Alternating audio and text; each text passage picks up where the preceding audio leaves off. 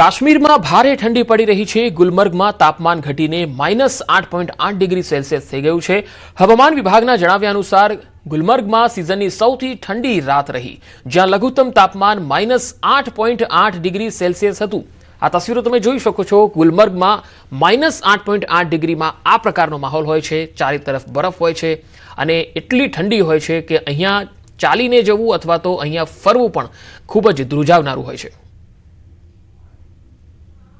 जो है वो रवा सीज़न की सबसे सर्द तरीन रात जो है वो यहाँ देखी गई है आज। और आप देख सकते हैं कि किस तरह से गुलमर्ग में इस वक्त जो सयाह है इस वक्त इस शदीद सर्दी के बीच में यहाँ पे आप देख सकते हैं कि किस तरह से वो खूब आनंद ले रहे हैं। और क्योंकि इससे पहले भी जब हम चलाई कलान की बात करते हैं, चलाई कलान के दौरान जो सर्दी है वो शिद्दत इख्तियार करती है और अबर आलूद मौसम है। और आप देख सकते हैं कि टूरिस्ट जो है वो आनंद भी ले रहे हैं इस मनफी दर्जा हरारत के बीच में। और मुख्तलिफ मकामात थे और इन पे जो यख बस्तावेज़ान है और साथ ही हमने सुबह सवेरे से देखा है टंगमर्ग से गुलमर्ग तक जो रोड है उस पर फिसलन हुआ था और उसके बाद वहाँ से यानी एंटी स्किड चेन जो है उसके बगैर गाड़ियों को चलने की इजाज़त नहीं दी जा रही थी। और इस तरह सयाहती मकाम गुलमर्ग में जो शिद्दत की सर्दी है आज, जो यहाँ वादी कश्मीर में सबसे ज़्यादा सर्दी यहाँ पे रही है। और इसी दौरान महकमे मौसमियात की अगर हम बात करें और उनका कहना है कि जनवरी के महीने में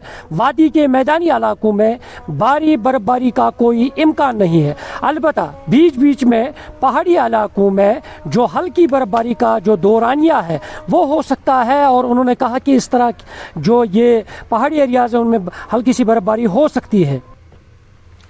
मध्य काश्मीरना गांदरबल जिल्लाમાં પણ પર્યટન સ્થળ સોનમર્ગમાં તાજી હિમવર્ષા થઈ છે, જેનાથી સમગ્ર વિસ્તાર બરફની ચાદરથી ઢંકાઈ ગયો છે। હિમવર્ષાથી ઘાસના મેદાનો અને આસપાસના પર્વતોની સુંદરતા પણ ખૂબ વધી ગઈ છે, જેનાથી પ્રવાસીઓ પણ આકર્ષાયા છે। તાપમાનમાં ઘટાડો થયો છે। હાલની હવામાન પરિસ્થિતિઓને ધ્યાનમાં રાખીને અધિકારીઓએ પ્રવાસીઓને સાવધાની રાખવાની પણ સૂચના આપી છે।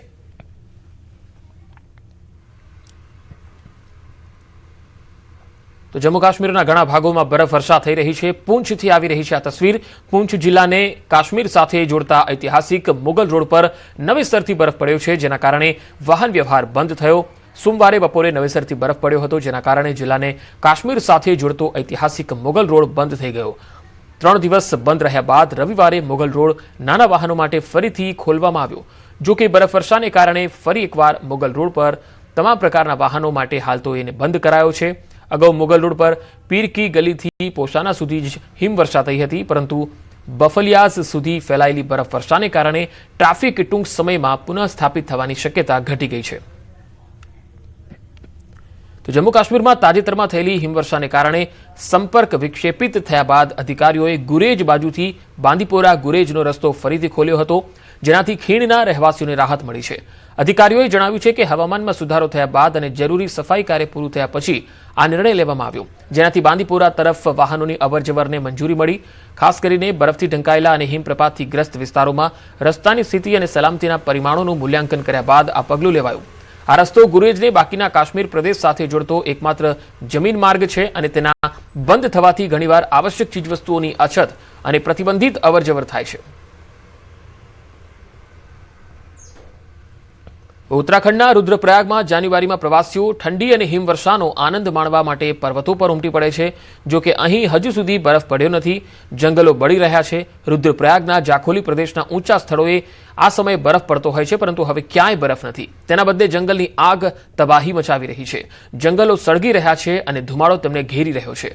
લોકો પહેલેથી જ દીપડા અને રીંછના આતંકથી પરેશાન છે અને જંગલની આગે તેમની મુશ્કેલી વધારી છે।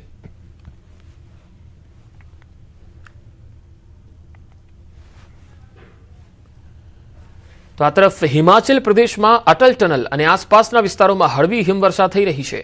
અટલ ટનલની મુલાકાતે આવેલા પ્રવાસીઓએ બરફવર્ષાનો આનંદ માણ્યો હતો। રોહતાંગ સહિત અટલ ટનલ અને આસપાસના વિસ્તારોમાં બપોરે અચાનક હવામાન બદલાયું। હળવી હિમવર્ષા પણ શરૂ થઈ, જ્યારે મનાલી શહેર સહિત આસપાસના વિસ્તારોમાં દિવસભર હળવો સૂર્યપ્રકાશ રહ્યો। અહીં આવેલા પ્રવાસીઓએ અટલ ટનલની આસપાસ બરફવર્ષાનો ભરપૂર આનંદ માણ્યો। મનાલીને અડીને આવેલા ઊંચાઈવાળા વિસ્તારોમાં બપોરે હવામાન બદલાતાની સાથે હળવી હિમવર્ષા પણ શરૂ થઈ, જેનો અટલ ટનલ પર આવેલા પ્રવાસીઓએ ભરપૂર આનંદ માણ્યો। જો કે મનાલી શહેર સહિત આસપાસના વિસ્તારોમાં દિવસભર હળવો સૂર્યપ્રકાશ અને વાદળો છવાયેલા રહ્યા. બરફવર્ષાને કારણે થોડા સમય માટે ટ્રાફિક બંધ કરાયો. ઉત્તરાખંડના પર્વતોમાં ઠંડી સતત વધી રહી છે. સવાર અને સાંજના તાપમાનમાં નોંધપાત્ર ઘટાડો છે. દરમિયાન છેલ્લા 2 દિવસમાં ઊંચાઈવાળા વિસ્તારોમાં હળવી હિમવર્ષા થઈ. હેમકુંડ સાહિબના શિખરો પર હળવી હિમવર્ષા જોવા મળી રહી છે, જેના કારણે નીચલા વિસ્તારોમાં ઠંડી વધી છે. ઠંડી એટલી તીવ્ર છે કે ઘરોમાં ડોલમાં સંગ્રહિત પાણી પણ થીજી રહ્યું છે. પર્વતીય લોકો હજુ પણ વરસાદ અને હિમવર્ષાની રાહ જોઈ રહ્યા છે. રાજ્યભરમાં હાલ કુદરતનો બેવડો માર જોવા મળી રહ્યો છે. એક તરફ પવનની દિશા બદલાઈ રહી છે. ઉત્તર ભારતના ઠંડા પવનોને કારણે રાજ્યમાં કાતિલ ઠંડીનું મોજું ફરી વળ્યું છે, જેના કારણે જનજીવન ઠપ છે. વહેલી સવારે અને રાત્રિના સમયે તાપમાનનો પારો ગગડ્યો અને લોકો ઠૂંઠવાયા છે. આ હાડ થીજવતી ઠંડીની સાથે હવે વાયુ પ્રદૂષણ પણ એક ગંભીર પડકાર બનીને સામે આવ્યું છે. મોટા શહેરોમાં સવારે ગાઢ ધુમ્મસની સાથે સ્મોગ જોવા મળે છે. આ તસવીરોમાં તમે જોઈ શકો છો. આ સ્થિતિને કારણે વિઝિબિલિટી તો ઘટી જ છે, પરંતુ સાથે શ્વાસ લેવામાં તકલીફ, આંખોમાં બળતરા અને ફેફસાના રોગોના દર્દીઓમાં પણ ધરખમ વધારો થયો. એક તરફ ઠંડીથી બચવા લોકો ગરમ કપડાનો સહારો લઈ રહ્યા છે, તો બીજી તરફ ઝેરીલી બનેલી હવાથી બચવા ફરી એકવાર માસ્ક પહેરવાની ફરજ પડી છે. તબીબોના મતે આ બેવડી અસરથી બચવા બિનજરૂરી બહાર નીકળવાનું ટાળવું, આરોગ્ય પ્રત્યે સાવધાન રહેવું અનિવાર્ય છે.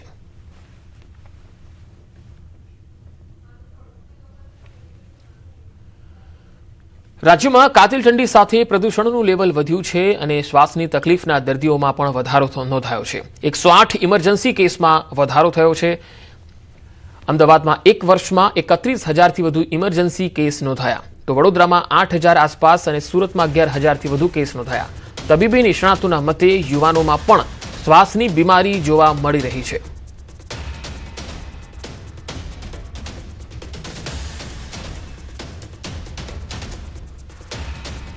રાજ્યમાં ડબલ ઋતુના મારથી રોગચાળો વકર્યો છે. હોસ્પિટલમાં દર્દીઓની કતારો લાગી છે. શરદી, ખાંસી, તાવ સહિતના કેસ ખૂબ વધ્યા છે. ઇમરજન્સી કેસમાં પણ વધારો થઈ રહ્યો છે. શહેરના અર્બન હેલ્થ સેન્ટરમાં ઓપીડી વધી છે.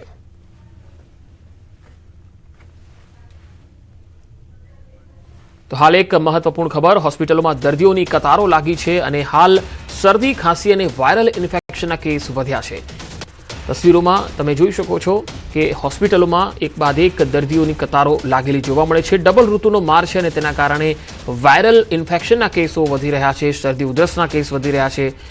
ખાંસી અને તાવના કેસ ખૂબ આવી રહ્યા છે. તો શ્વાસના જે દર્દીઓ છે તેઓની સંખ્યા પણ ખૂબ વધી રહી છે. આ ડબલ ઋતુના કારણે પણ છે. સવારે સ્મોગ હોય છે, પ્રદૂષણ હોય છે, ધુમ્મસની ચાદર હોય છે અને ઠંડીમાં પણ અચાનક જે વધારો થયો છે તેના કારણે આ સ્થિતિ જોવા મળી છે.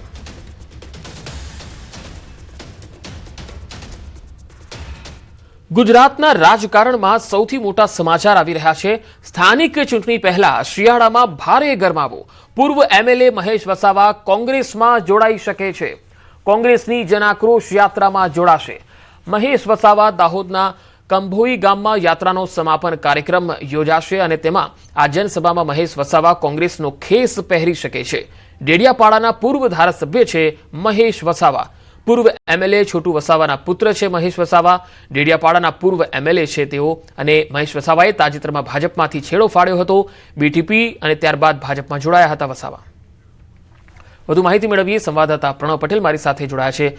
પ્રણવ, મહેશ વસાવા જે કોંગ્રેસનો કેસ ધારણ કરી શકે છે એવા અહેવાલો છે, આ અંગે શું વધુ અપડેટ? ચોક્કસ ન્યૂઝની પાસે એક્સક્લુઝિવ માહિતી પંકજ મળી રહી છે કે તે પ્રમાણે હવે મહેશ વસાવા કોંગ્રેસનો હાથ છે તે પકડી રહ્યા છે.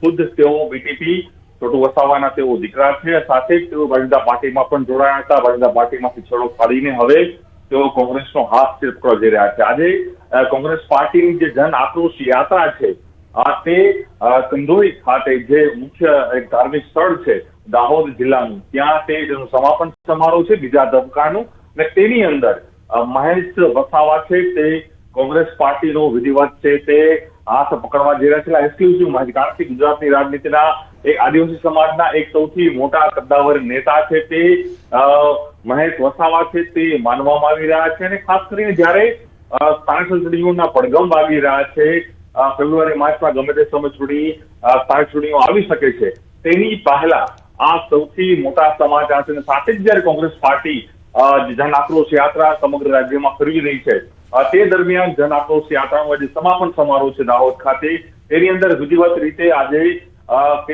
જે હાથ છે કોંગ્રેસ પાર્ટીનો કેસ જે કેસ છે ધારણ કરવાના છે. સાથે જ પ્રદેશ પ્રમુખ અમીર ચાવડા, જે વિપક્ષના નેતા છે તુષાર ચૌધરી સહિત જે પ્રદેશના નેતૃત્વ છે તેઓની હાજરીની અંદર મહેશ વસાવા હાલ કોંગ્રેસમાં જોડાશે. આ સૌથી મોટા સમાચાર છે, કારણ કે જે રીતે રાજકીય સમીકરણો બની રહ્યા છે, આદિવાસી સમાજના લઈને જે પણ દક્ષિણ જે કહી શકાય કે ગુજરાત હોય કે પછી મધ્ય ગુજરાત હોય, જ્યાં આદિ સમાજનું સૌથી વધુ વર્ચસ્વ રહ્યું છે અને આદિ સમાજના સૌથી કદ્દાવર એ નેતા માનવામાં આવે છે મહેશ વસાવા, તેઓ વિધિવત રીતે આજે કોંગ્રેસ પાર્ટી છે તે જોઈન કરવા જઈ રહ્યા છે. કારણ કે જન આક્રોશ યાત્રા જે છે એ જન આક્રોશ યાત્રાનો આજે સમાપન સમારોહ છે જે દાહોદ ખાતે થવાનો છે. ત્યાં આ વિધિવત રીતે મહેશ વસાવા છે તે કોંગ્રેસનો હાથ પકડવા જઈ રહ્યા છે.